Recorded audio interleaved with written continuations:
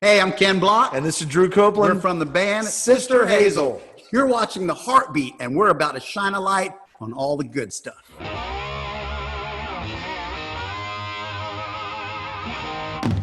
what we got. This is going to be a good one. So today, our guest is an old friend of ours. We're feeling pretty excited about that. Platinum selling artist, one of the most powerful voices in all of music. His hits include Solitude, I Could Not Ask for More, and probably one of the most iconic love songs ever. This Kind of Love? No, not your song. Oh. It's called I'll Be, and I'll be doggone if we don't have on today's show from South Carolina, Mr. Edwin McCain. Edwin Looky McCain. there. What's happening, my friend? Ta-da. My brother. Ta-da. Hey, man, thank you so much for agreeing to sit and talk with us for a minute. Are you doing good? How's the family? Everybody all right? It's good. Hold on a second. Let me yell at my children real quick. Okay. Hey, I'm doing a Zoom interview and you're interrupting it. One child I adopted, one I will give away.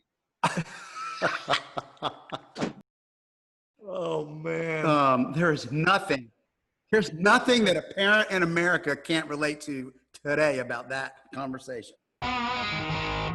Look, you've always been the kind of guy to kind of drop everything when there is a worthy cause. If people call on you, I've known you for a long time, and that's something that you actually take pride in, showing up and doing what you can to help worthy causes. You've always done that. But one has always kind of been a center of your attention when it comes to your philanthropic ways, and that's the Meijer Center. Tell us a little bit about what drew you to the Meijer Center and how you got involved. And I was playing co-ed softball like when we first moved back to Greenville. There was a girl on our team who worked, and I had gone to school with her. I knew her. And she said, hey, would you come take a tour of this little school that I work with? And I was like, yeah, I'll come. And I walked in the door, and just like anybody that walks in the door, you can't help but be completely moved by what they do, because essentially what this school does is when someone has a child that has a developmental disability, and they're first of all, it's hard enough, it's stressful enough, right, to have a child, and then to be told that you've got a child that's got developmental issues, right, and nobody knows what to do, right? And so the doctors hand this terrible diagnosis to you, and the Meijer Center is the place that goes, yeah, don't worry about that, we got you. And they take over these difficult moments and just churn out miracles all the time. Is amazing. And they take anybody that comes, whether they can afford to pay or not. And I get, hours going case by case of the miracles that occur there. But all you have to do is walk in the door and see what's happening and understand it really is the definition of altruism. Yeah. It's the best version of what people can do for each other. Hey, so share with me, do you have any story that stands out of maybe one of the times that you went by, visited some kids, any kind of a personal moment that maybe that touched you as you were doing some of this work for the center? I mean, I know there's probably a million, but is there any? It's ongoing. Like, I think my favorite night was that Valentine's show that you did with us. It was the Dr. Meyer's 80th birthday.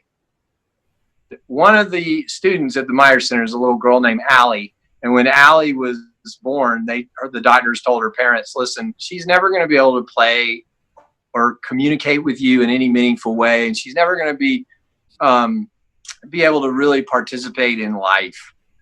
And at that gig, she ran across the stage with a Valentine that she had made and gave it. And we all had and that she was little then. Like, I mean, I have a picture of her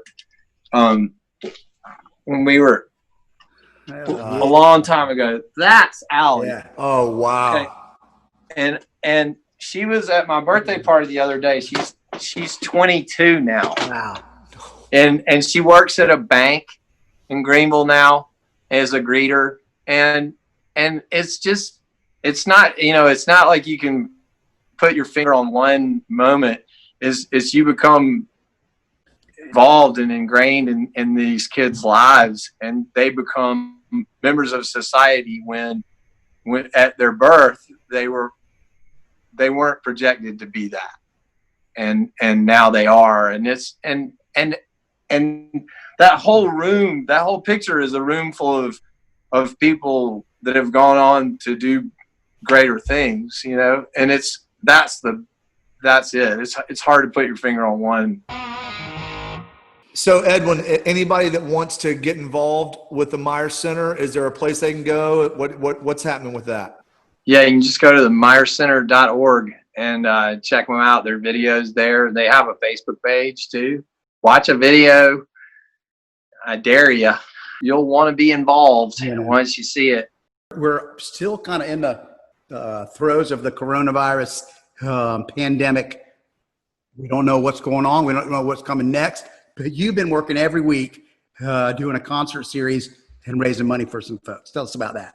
So I'm sitting in, as you can see behind me, this is Fast Eddie's Christmas Corona Lounge I came up with. And so I do an hour-and-a-half show every week, and we raise money for different causes. Like actually, the first week was to raise money for my band and crew. Because they're kind of stuck at home, and so I've been taking care of basic needs for them. But also we started doing the First Responders Children's Fund, which takes care of first responders that are killed in the line of duty, takes care of their families. It's a different cause every week.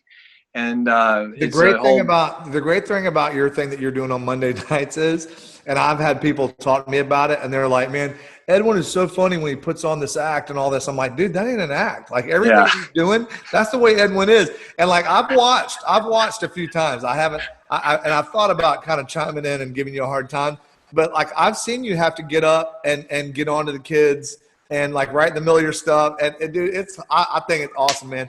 It's a way for people to escape for an hour and a half and laugh, and and you actually play some songs as well. Thank you for taking your time out and hanging out with us.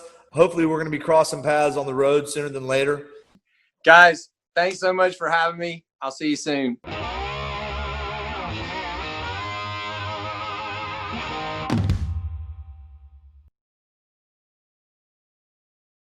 Hey, you guys, thank you so much for tuning in and checking out the latest episode of The Heartbeat. Be sure to hit us up on our Facebook page, on our Instagram, on our Twitter, on our TikTok, on the Instagrams, on the just you name it, all of them things. Yeah, all the places, we'll be there. SisterHazel.com. Check out all the things we've got going on. And listen, if you have a worthy cause or an artist that you know that has a worthy cause that you would like us to spotlight, let us know. That's why we're here. We'd love to shine a light on the good things they're doing. We share DNA. As soon as this started, we actually did a transfusion thing with our blood that just went ahead and mixed it all up, so we don't have to worry about it. Yeah, we're good. Look at his face. I'm sorry. I'm sorry. Yeah.